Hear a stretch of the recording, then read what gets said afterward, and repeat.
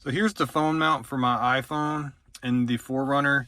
It comes in 3 pieces. So you got the magnetic mount that holds the phone, you got the arm, and then you got this ball. It's a RAM ball, and it also has a little slot for a charging cable. I don't know if you can see that. See that little hole? And you can just feed the wire in.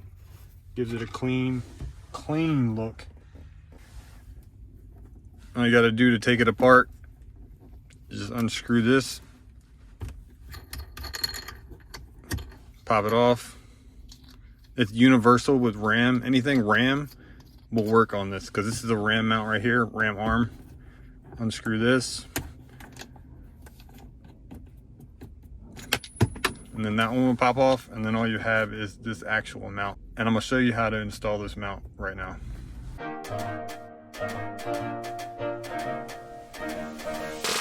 All right, so here's everything you'll need to install this ball mount in your 4Runner. This is the contraption that comes with it.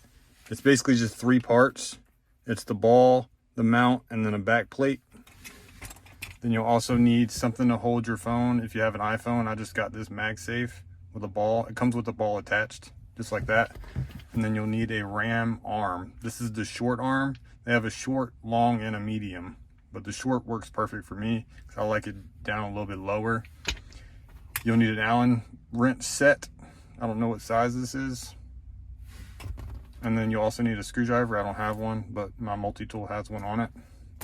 And now I'm going to show you how to install it. This was about 80 bucks for everything. This was 55 or 60. This was 15, but it was on sale for 10, I think. And then this was $8.99. All right, so this ball mount will mount right here where this airbag and security signal to scare away the thieves, because they see a blinking red light, they're not going to steal your car. But it's going to go right here. So all you got to do is pop off these trim pieces. Just grab it right here at the bottom and just pull. It's just in there by push clips. Pull off this other side. Same thing. Pull off your AC unit. Just grab both the knobs. Don't grab the knob, but grab behind the knobs. And then pull it out just like that. Disconnect your AC control. Let that hang right there. Then you're going to take off these 2 screws right here. That's why I said you needed a screwdriver.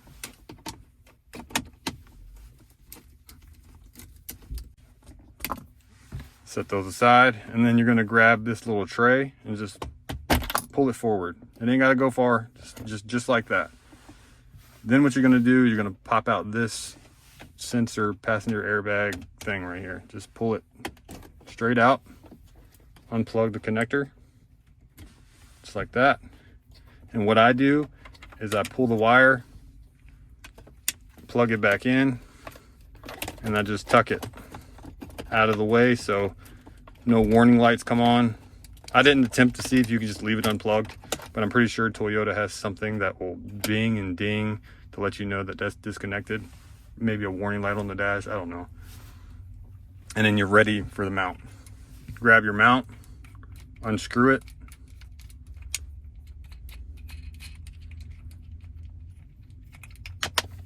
Don't lose that bolt, and just pull that back plate off. What you're gonna do, feed it right behind here, just like that. Grab the little nut you took off a second ago and just screw it in. If you hold the back nut and then put pressure, like push that way with this, it'll just screw in. Then grab the correct Allen size and just tighten her up. I didn't crank it down a lot. Once it gets tight, I just a little bit more. And then that way it's snug. Then if you want to run your wire, all I did was right down here. I ran it under here and then pass it up through here, and then I just put it right there. I'm not going to show you how to do that. Pretty self-explanatory. And now putting it back together, push this little tray up. Make sure you tuck that, because it will get in the way of the AC unit going back in there. Put your screws back in.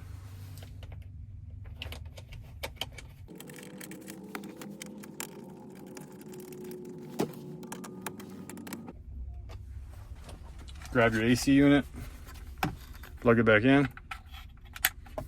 This may be connected up here. All you got to do is just push the two sides in. All you got to do is push one side in technically, and slide it out. But if you want to get correct, if you have that tool, both sides, and then pop it out. But you don't have to put it back in. Pop that back in. Put your trim piece back on.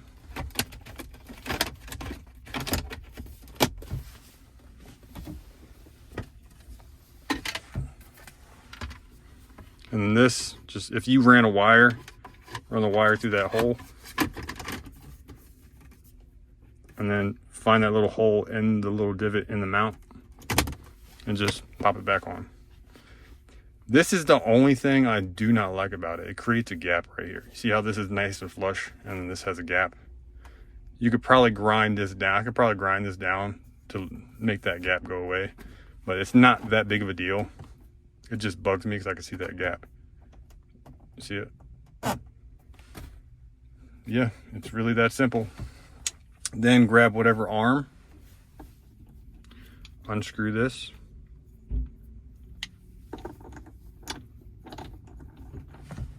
then put whatever car mount you bought. And there you go. It's nice and tight.